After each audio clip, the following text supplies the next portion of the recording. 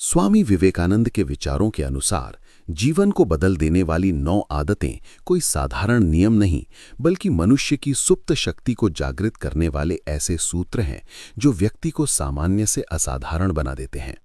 और इनकी शुरुआत आत्मविश्वास से होती है, क्योंकि विवेकानंद स्पष्ट कहते हैं कि जब तक मनुष्य स्वयं पर विश्वास नहीं करता, तब तक ईश्वर पर विश्वास भी अधूरा रहता है।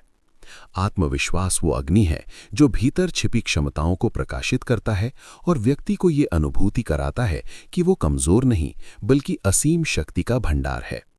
दूसरी आदत है एकाग्रता, क्योंकि बिखरा हुआ मन हजार सपने देखता है पर कोई पूरा नहीं कर पाता, जबकि केंद्रित मन एक लक्ष्य चुनता है और उसी में अपना संपूर्ण अस्तित्व झोंक देता है। जैसे सूर्य की किरणें बिखरी हों तो केवल रोशनी देती हैं, पर जब एक बिंदु पर केंद्रित होती हैं तो अग्नि जला देती हैं। तीसरी आदत है निडरता, जिसे विवेकानंद जीवन का मूल मंत्र मानते हैं, क्योंकि भय मनुष्य को भीतर से कमजोर करता है, निर्णय शक्ति को नष्ट करता है और उसे परिस्थितियों का दास बना देता है, जबकि निर्भीक व्यक्ति असफलता को भी सीख में बदल देता है।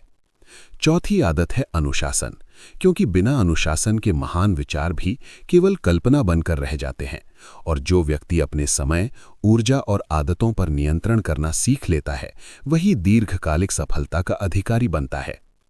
पांचवी आदत है सेवा भाव, क्योंकि विवेकानंद के लिए धर्म का अर्थ मंदिरों में नहीं, बल्कि पीड़ित मानव की सेवा में था।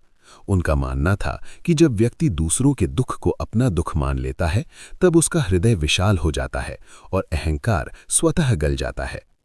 छठी आदत है निरंतर सीखना, क्योंकि स्थिर ज्ञान मृत्यु के समान है, और जो व्यक्ति प्रतिदिन कुछ नया सीखने की आदत बना लेता है, वो समय से आगे चलता है, परिस्थितियां उसे नहीं चलाती। सातवीं आदत है कठोर परिश्रम, क्योंकि विवेकानंद स्पष्ट कहते हैं कि कोई भी महान कार्य बिना श्रम के नहीं होता, और भाग्य भी उसी का साथ देता है जो अपने कर्तव्य से भागता नहीं। आठवीं आदत है शारीरिक और मानसिक बल, क्योंकि कमजोर शरीर और अस्थिर मन में महान विचार टिक नहीं पाते। इसलिए उन्होंने युवाओं से कहा कि पहले मजबूत बनो, शरीर से भी और मन से भी। और नवीं तथा सबसे सूक्ष्म आदत है उच्च विचार, क्योंकि मनुष्य जैसा सोचता है वैसा ही बनता है।